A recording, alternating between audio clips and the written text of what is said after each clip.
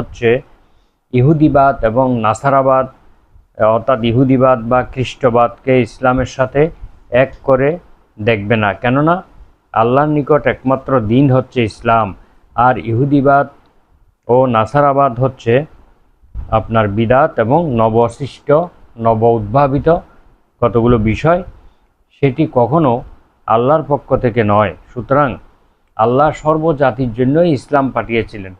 এই সমস্ত মতবাদগুলো তারা নিজেরাই সৃষ্টি করেছে। তাই আয়াত থেকে প্রমাণিত হয় যে বিভিন্ন ধর্মকে একাকার করে এক ধর্মে পরিণত করার সিদ্ধান্ত এটা সম্পূর্ণরূপে হারাম, অবৈধ, নাজায়েজ। আবুল আলিয়া রহমাহুল্লাহ বলেন যে এর অর্থ তোমরা হককে বাতিলের সাথে মিশ্রিত করো না। মুহাম্মদ সাল্লাল্লাহু আলাইহি ওয়াসাল্লামের ব্যাপারে আল্লাহর বান্দাদের কাছে তোমাদের উপদেশ পূর্ণ করো, অর্থাৎ তোমাদের কিতাবে যে মুহাম্মদ সাল্লাল্লাহু আলাইহি ওয়াসাল্লামের সম্পর্কে যা বলা হয়েছে, তার আগমন এবং তার যে লক্ষণগুলো আলামতগুলো বলা হয়েছে, সেগুলো তোমরা আল্লাহর বান্দাদের কাছে সুস্পষ্টভাবে বর্ণনা করে দাও।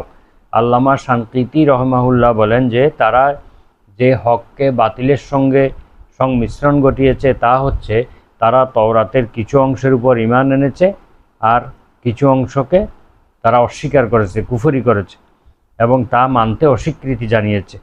যেমন মুহাম্মদ সাল্লাল্লাহু আলাইহি সাল্লামের যে সমস্ত গুণাগুণ সহ যে সমস্ত বিষয় এখানে এসেছে, তার আগমন, তার বৈশিষ্ট্য, সেগুলোকে তারা গোপন করেছে এবং মেনে নিতে অস্বীকার করেছে।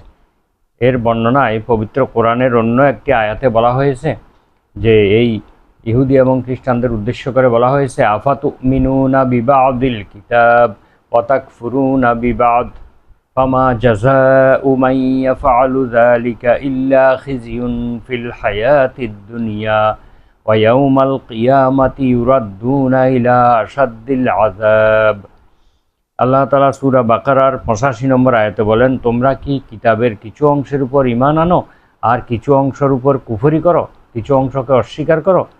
যে ব্যক্তি এই ধরনের কাজ করবে তাদেরকে দুনিয়ার জীবনে লাঞ্ছনা, অপমান, লাঞ্ছনা, গঞ্জনা তাদেরকে স্পর্শ করবে এবং আখেরাতে তাদেরকে কঠিন শাস্তির দিকে নিক্ষেপ করা ছাড়া তাদের প্রতিদান আর কি হতে পারে। তো এই আয়াত দ্বারা আরও প্রমাণিত হয় যে শ্রোতা এবং সম্বোধিত ব্যক্তিকে, অর্থাৎ যাকে সম্বোধন করে কথা বলা হচ্ছে, এই ব্যক্তিকে যদি বিভ্রান্ত করার উদ্দেশ্যে সত্য মিথ্যা মিশ্রিত করে উপস্থাপন করা হয়, তাহলে এটা সম্পূর্ণরূপে নাজায়েজ, হারাম।